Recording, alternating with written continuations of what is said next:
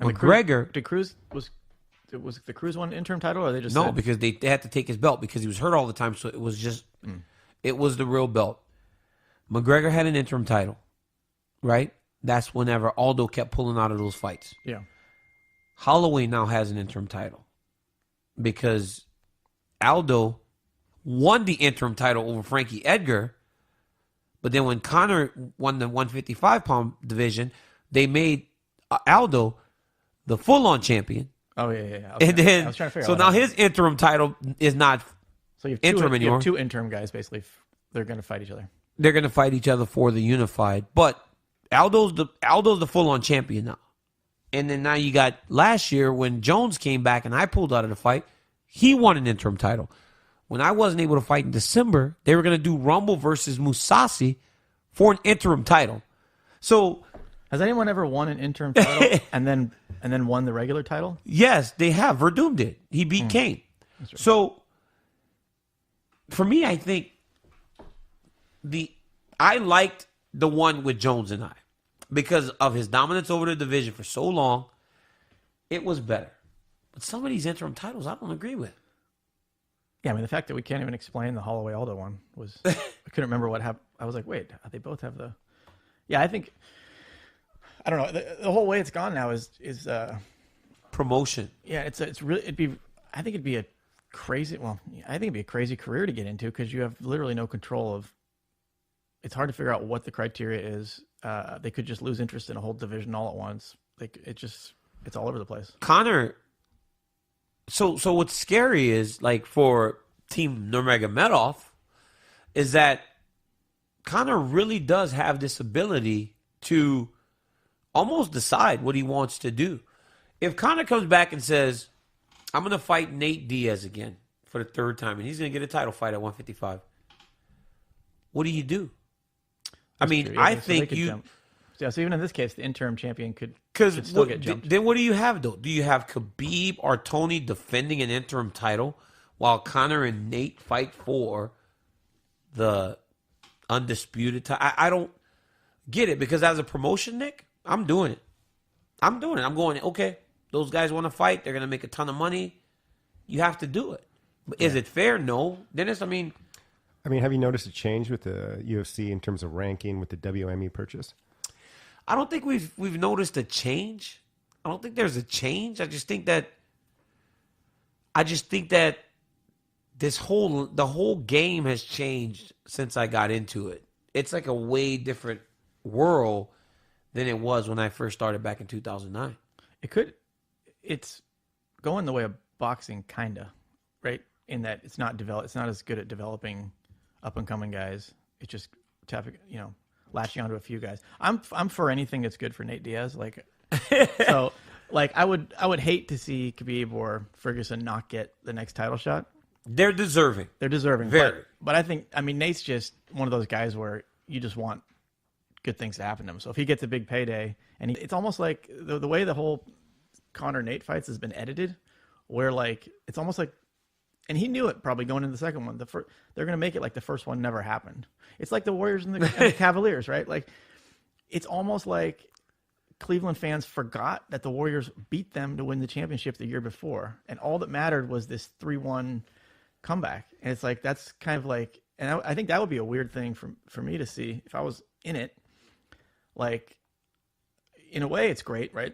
What's interesting about the Diaz brothers is they just stayed the same the whole time and somehow ended up dramatically increasing their value by doing nothing different. Nothing different.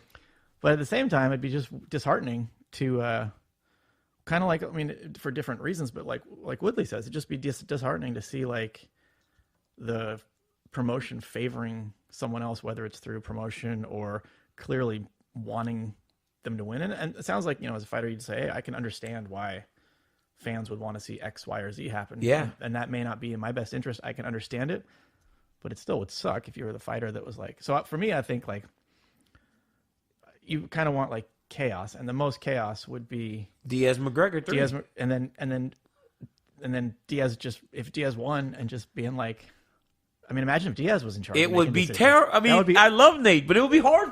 What would you do? It'd be awesome just to have Nate to be fuck you guys. Like, I've been telling you the whole time, I'll control this thing and I'll fight whoever I fight. But I do think he would probably fight. Like I would say if Nate was champion, there's a better chance of him saying, yeah, Khabib, Ferguson, whoever, just pay me this much and I'll fight. Whereas with Conor, I would think it would be more either some outlandish demand that he knew wasn't possible, or hey, I'm champion, I'm not fighting that guy, or yeah. But I'll fight this other guy. So I would think that Conor would freeze out either one of those potentially more than Nate. Crazy thing is, like, you guys, D-Throne has sponsored Conor, Khabib. You sponsored Nate, because I remember we did the signing at the Warriors game. Yeah. So all these relationships, did you build them with all these guys, or were the guys at AKA the only ones that you really built the relationships with? Mostly you guys. Yeah. And then, Nate, Gilbert. Yeah. In the beginning we had Nate, Gilbert, Jake, Nick too. Easier to, great guys that are easy to talk to, right? And then, Nick's a little harder. I mean, it's hard to. I remember going to Whole Foods with him once and asking him a question and just being like, "You don't understand shit." I was like, "Huh, all right, well, fuck. No more questions for you." Actually, we took him to a show. We did a show. Actually, it was back in the Stagger days, and we had, it might have been Nick and Jake, maybe, I don't know, but we had him at a show, and we were staying at the Hard Rock in San Diego. And at the time, I thought, well, for whatever the image was, he doesn't drink. He's not really into drinking. Like he's, stoner, but he doesn't really drink. So back then we used to just get wasted, right? And so I was on this like, oh, let's not go out for beers with him. We don't want him to think like that we're just these raging drunks and blah blah blah blah. And so we just didn't really do anything. And he'd be like, eventually was like, you guys, go to the bar or anything? And we're no, we don't, like acting like, no, we don't go to the bar. So I think he went out by himself and had a great old time. And it was like, wait, he does drink and everything? Like, man, we could have had a great time, but we didn't. But yeah, no, I think, it's not the early days. I mean, like with you and Kane and Koshek and, Thompson and Luke and everyone was, those were the best days. I mean, for me, that was the most fun. Yeah. And it felt like we had, Ben Henderson, we had a great relationship. Like we sponsored Aldo. We sponsored Aldo for a long time. Like in the beginning, we had like a great group of guys, and it was awesome to watch everyone, I can't think of the word, like, accomplish all these things. Yeah. And the best thing is the guys are the same. You're exactly the same as you were that first day we met. Yeah. Think maybe Conor's not the same as he was before. I haven't really, there were certain guys like, and that wasn't just Conor. There's a lot of guys where you'd sponsor them. You'd say, hey, what's up? They do the bare minimum they had to do. And then when you parted ways and you went separate ways, know? And Conor was a little different. Conor was, when we were sponsoring him, it was great. We went to games, even went to Mexico with us.